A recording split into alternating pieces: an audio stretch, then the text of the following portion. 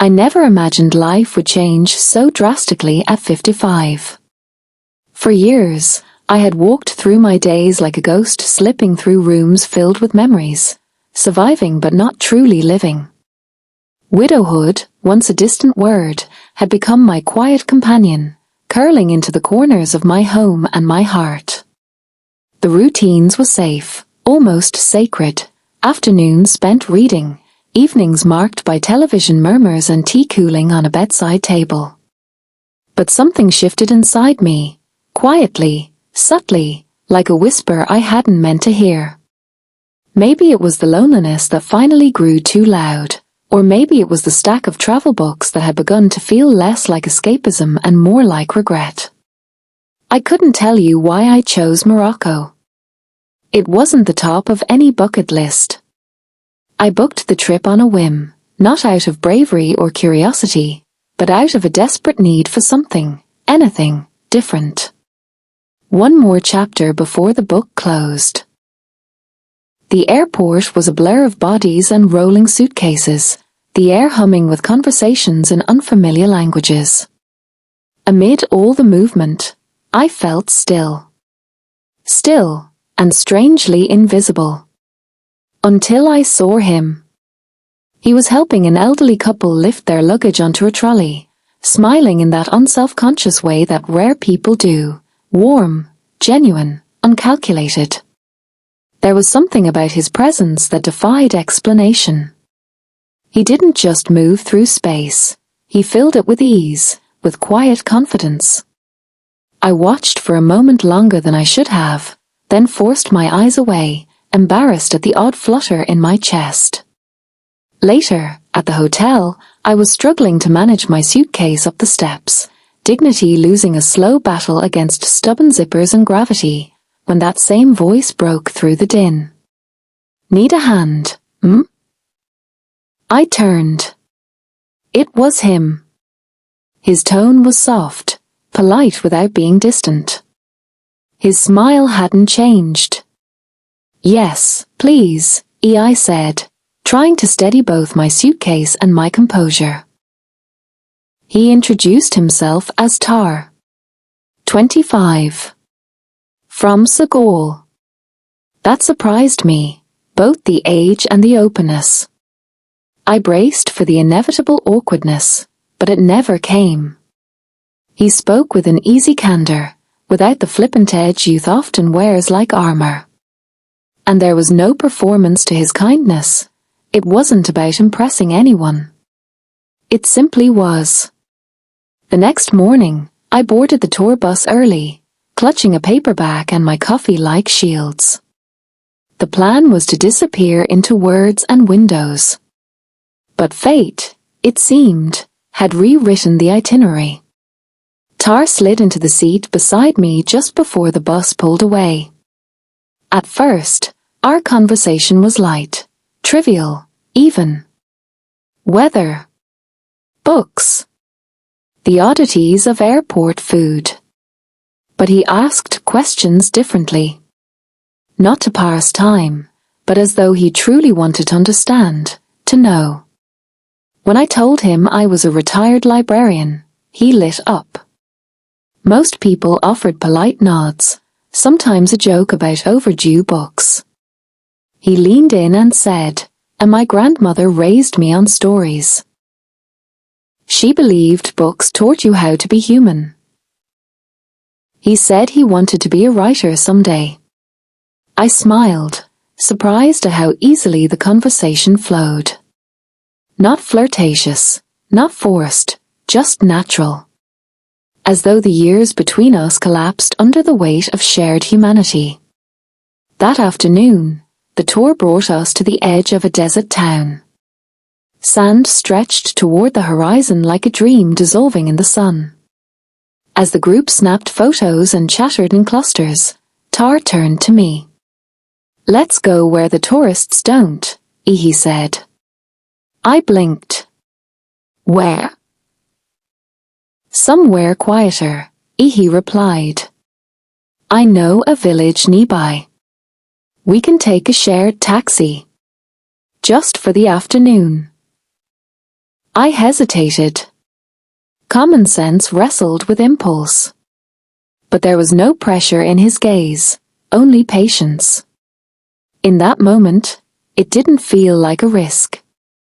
It felt like a rare door cracking open, offering a glimpse of a world that might heal something I didn't know was broken. We rode to the village in a rickety shared taxi, the hum of unfamiliar music on the radio, the windows down to let in the dry wind. The village welcomed us with sun-washed buildings, faded colors, and winding alleys filled with laughter and life. Our hotel was modest, almost forgotten by time. Tar insisted on separate rooms before I even had to ask. There was a gentleness in that gesture that struck me deeply. We wandered the markets that afternoon.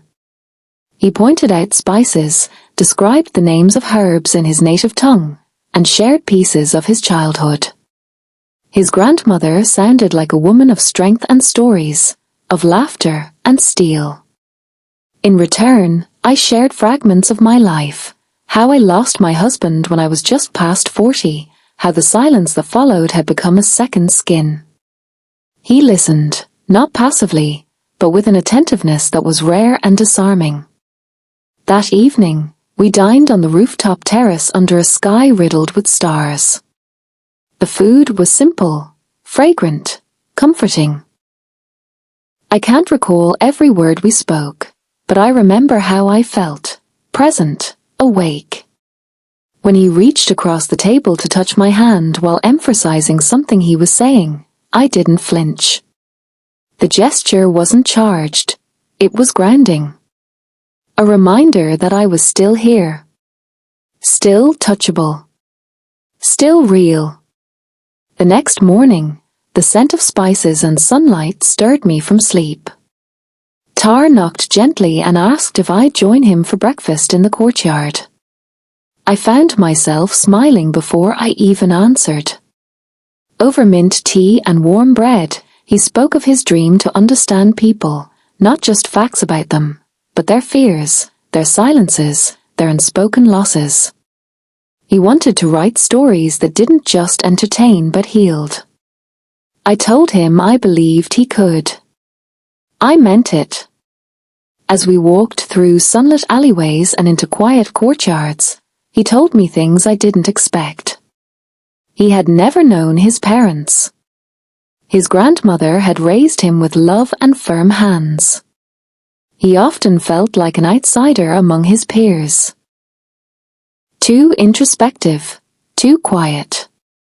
His solitude mirrored mine, though it wore a younger face. Later that day, we sat by a shallow river just outside the village. The water barely moved, like time had slowed just for us. Tar turned to me. "Do you miss being touched?" he asked gently. "Not physically. Emotionally." The question lodged in my throat. My eyes burned. I didn't answer right away. When I finally said yes, it came out cracked and raw. He didn't respond with pity. He looked at me with something softer, recognition. A silent kind of understanding that said you are not forgotten. That evening, he offered to cook dinner with the ingredients we'd gathered earlier from the market. I helped him in the small kitchen, laughing as I struggled with the onions and nearly dropped the olive oil. The air was light, filled with the aroma of garlic and spice, with laughter that felt like it belonged. After we ate, music floated up from the street below. Something rhythmic, hopeful. Tar stood, held out his hand. "I haven't danced in years," I protested. "Then tonight is as good a time as any," he said with a smile. I let him lead me. Our steps were unsure at first, but they found their rhythm. Under the stars, with the quiet pulse of life around us, we danced slowly, like time didn't matter. His hands held me gently. I closed my eyes and let the moment carry me. When the music faded, we didn't part immediately. We stood close, the warmth of his presence anchoring me in a way I hadn't felt in decades. He brushed a loose strand of hair from my face and whispered, "You are beautiful, Margaret."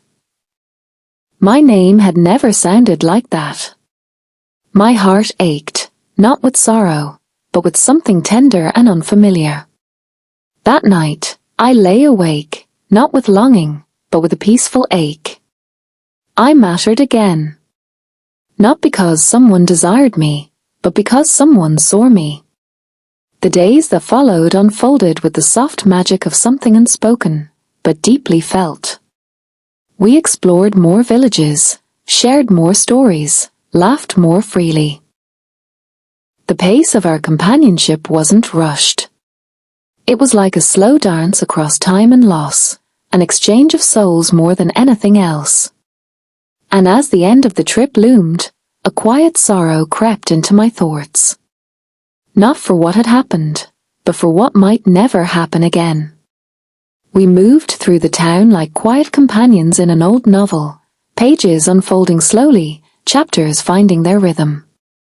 We never said it aloud, but something about the way we walked beside each other suggested we were learning the dance of each other's existence. Not lovers, not strangers, just two souls navigating time, listening closely for the spaces between words. Tark had a presence that didn't demand attention, but gently earned it. He never interrupted. He watched, observed, waited. He'd respond not just to what I said, but to what I didn't. Pauses, trembles, the spaces where grief still lived. He noticed how my fingers shook when I was unsure, how I hesitated before speaking if I feared I might sound foolish. And instead of rushing in to rescue me, he allowed me the dignity of my silence. It was strange and beautiful, how seen I felt. I had once convinced myself that love after 60 was a myth. Not because I didn't believe in love, but because I thought it had forgotten me. That it was something reserved for those in the bloom of youth, not for those collecting years and memories in equal measure. But the way Tark looked at me, steady, calm, without pity or novelty, it was as if he were seeing through me, not at me. Seeing the woman I was, and the one I still had the chance to become. One morning, as we wandered into a quiet village garden lined with olive trees and wild jasmine, he turned to me with a thoughtful gaze and said softly, "You've lived, Margaret, but I don't think you've been loved the way you deserve." The words fell like a whisper across my chest, yet echoed inside like thunder. Tears rose instantly. Not because he was wrong, but because I had never dared to admit how right he was. No one had ever said it out loud before. Not even me. That evening, something in the air felt different. He was quieter, more reserved. At dinner, he barely touched his food. I asked him if something was wrong. "I'm afraid of crossing a line with you," he said gently. "But I can't deny what I feel." His voice wavered, just enough for me to recognize that this wasn't bravado. It was real. Honest. Human. I reached for his hand and replied, "I'm afraid too. But I'm not confused." Because what we were experiencing was not reckless. It wasn't about rebellion or fantasy. It was a kind of tenderness that rarely finds its way into the later chapters of life. A recognition. A permission to matter again. We sat together long into the night, not as two people falling into anything fast, but as two who had found rare companionship in a world that too often tells us we're too old to begin again. At dawn, we watched the sun rise in silence. He made tea, mint and honey. I watched him move through the small kitchen, the simple gestures of care. Nothing about the moment felt extraordinary on the surface. But inside, I was changed. I had forgotten what it felt like to wake up not in longing, but in peace. not yearning for something lost, but grateful for something found. Still, reality started to tap on the glass. The spell, as soft and healing as it was, would eventually end. We could not stay tucked away in this quiet place forever. Life was waiting outside, and I knew the world beyond this village would not see what we saw. They would not understand. They'd see it as scandal. An old woman swept up by the flattery of youth. They'd miss entirely the truth, that this wasn't about age or attraction, but recognition and renewal. I began to retreat into myself, preparing for the inevitable departure. Tark noticed the shift in my eyes before I ever spoke a word. "Let's not ruin the beauty of this by rushing into fear," he said quietly, setting his hand over mine. I tried to hold onto that wisdom. To live in the moment. But inside, the questions grew. What now? What do I do with this feeling when I return home? Who will I be without this, without him? Our final days together were wrapped in unspoken weight. We walked slower, laughed softer. Our smiles carried meaning beneath the surface, gratitude, sadness, acceptance. We had lived something extraordinary, and both of us were beginning to grieve its end before it arrived. On our last morning, as we packed up our things, I caught him watching me quietly. "I don't have a plan for what happens next," he admitted. "But I know this mattered. You mattered." At the airport, the minutes evaporated too fast. We sat in the waiting area, shoulders touching, not speaking. We had said all the words we needed in other ways. Before boarding, he turned to me, his expression a mix of sorrow and clarity. "You gave me something I didn't even know I was searching for," he said. I wanted to say something profound in return. Something worthy. But all I could manage was, "You reminded me I was still alive." It was the truth. When I landed back home, my house felt smaller. The walls closer. The silence more hollow than before. My teacups were in the same place, my books waiting on their usual shelves, but something in me had shifted. My friends noticed it too. "You seem lighter," one said. "Did the trip suit you that well?" I just smiled. I couldn't tell them about Tark. Not because it was shameful, but because they wouldn't understand. They tried to reframe it in ways that stripped it of its truth, call it a fantasy, a foolishness, a last grasp at youth. But that wasn't what it was. What I shared with Tark wasn't about wanting to feel young, it was about remembering I was still here. The days passed. The nights grew quieter again. I returned to my routines, but with a new tenderness. I watered my plants more slowly. Walked more intentionally. I listened to music in the mornings. And sometimes I would smile without knowing why. Then, one day, a letter arrived. Handwritten. Postmarked from Dar. It was from Tark. He told me he had spoken to his grandmother about me, not the details, just the meaning. He told her about a woman he had met on a journey. A woman who had reminded him that love doesn't always come in the way we expect, but sometimes in the form we most need. He wrote that she had smiled and said, as sometimes, souls meet at the right time, even if the world thinks it's the wrong one. That letter undid me. I wept for a long time.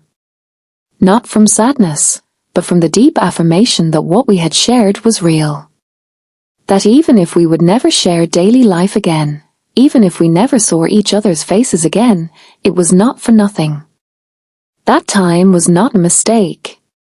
It was a gift. A burst of light in the dusk of my life.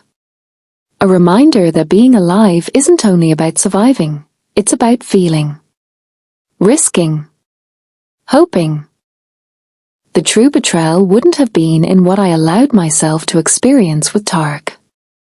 The betrayal would have been in refusing it, in silencing it, in letting fear write the final chapter. And no, I didn't become young again. That's not the miracle. The miracle was that I became present again. I began writing again.